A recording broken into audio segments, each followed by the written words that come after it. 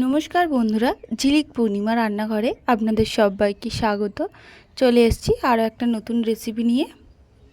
মাছের ডিমের বড়া কিভাবে বানাতে হয় সেটা আমি আপনাদের খুব সহজ পদ্ধতিতে দেখিয়ে দেবো। ভিডিওটা দেখার আগে চ্যানেলটিকে সাবস্ক্রাইব করে নেবেন আর নোটিফিকেশানটা অন করে নেবেন, নিলে সবার আগে আপনি ভিডিওটা দেখতে পাবেন। আমি ভিডিও এখানে শুরু করছি। এখানে আমি মাছের ডিম নিয়েছি 500 গ্রাম। এখানে আমি গরম জল আর পাতিলেবু দিয়ে আগে মাছের ডিমগুলোকে ধুয়ে নিয়েছি, যাতে মাছের আঁশটে গন্ধটা না থাকে। আপনারাও ধুয়ে নেবেন, সেইটা আমার দেখানো হয়নি। আর এখানে আমি বেসন নিয়ে নিচ্ছি, 50 গ্রামের মতন বেসন নিয়ে নিতে হবে। কর্নফ্লাওয়ার হাফ নিয়ে নিতে হবে, 50 গ্রাম মতন কর্নফ্লাওয়ার নিলে হবে। আর হলুদ, লঙ্কার গুঁড়ো, পরিমাণ মতো লবণ দিয়ে দিচ্ছি।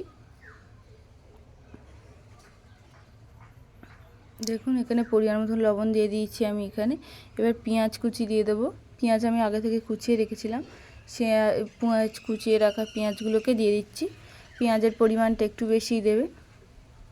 বড় বড় সাইজের পেঁয়াজ 3টে থেকে 4টে দিলে হবে। কাঁচা লঙ্কা এখানে দিয়ে দিচ্ছি 5টা থেকে 6টা দিয়ে দিচ্ছি।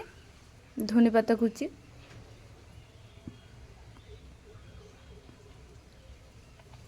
আর এখানে আমি গরম মশলা দিয়ে দিয়েছি। দেখুন গরম মশলার গুঁড়ো দিয়ে দিচ্ছি আমি ওপর থেকে। এই গরম মশলাটা দিলে টেস্টটা খুব সুন্দর হয়। এবার আমি মিশিয়ে নেব। দেখুন এইভাবে আমি হাত দিয়ে মিশিয়ে নিচ্ছি, চামচ দিয়ে। আপনারা চাইলে হাত দিয়েও মিক্সড করতে পারেন। দেখুন এখানে আমার মিক্সড করা হয়ে গেছে। এবার আমি কড়াইতে তেল বসিয়ে দিয়েছি, দিয়ে কড়ার তেলটা গরম হয়ে গেলে হাত দিয়ে আস্তে আস্তে এইভাবে চেপে দিতে হবে, যাতে ভিতরে কাঁচা ভাবটা না থাকে। সেই অনুযায়ী এটাকে ভালো করে এইভাবে উল্টে দিয়ে ভালো করে চেপে দিতে হবে, ভিতরের কাঁচা ভাবটা যাতে বেরিয়ে আসে। এইভাবে আপনারা মাছের ডিমের বড়া করে দেখবেন, খুব সুন্দর টেস্ট লাগে। সন্ধ্যের টিফিনে এই রেসিপিটা আপনারা করতে পারেন। আশা করি আপনাদের বাড়ির সবার খুব ভালো লাগবে।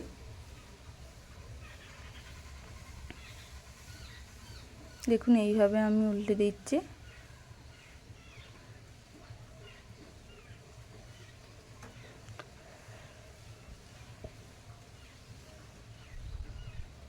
ভাজা হয়ে গেছে, লাল লাল করে ভেজে নিয়েছি। ভেজে এবার তুলে নেব।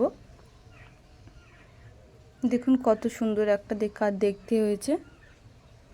এইভাবে আপনারা রেসিপিটা বানাবেন। আশা করি আপনাদের বাড়ির সবার খুব ভালো লাগবে। যদি ভালো লাগে আমার এই ছোট্ট চ্যানেলটিকে like, comment, share and subscribe করে দেবেন। ততক্ষণ আপনারা সুস্থ থাকবেন।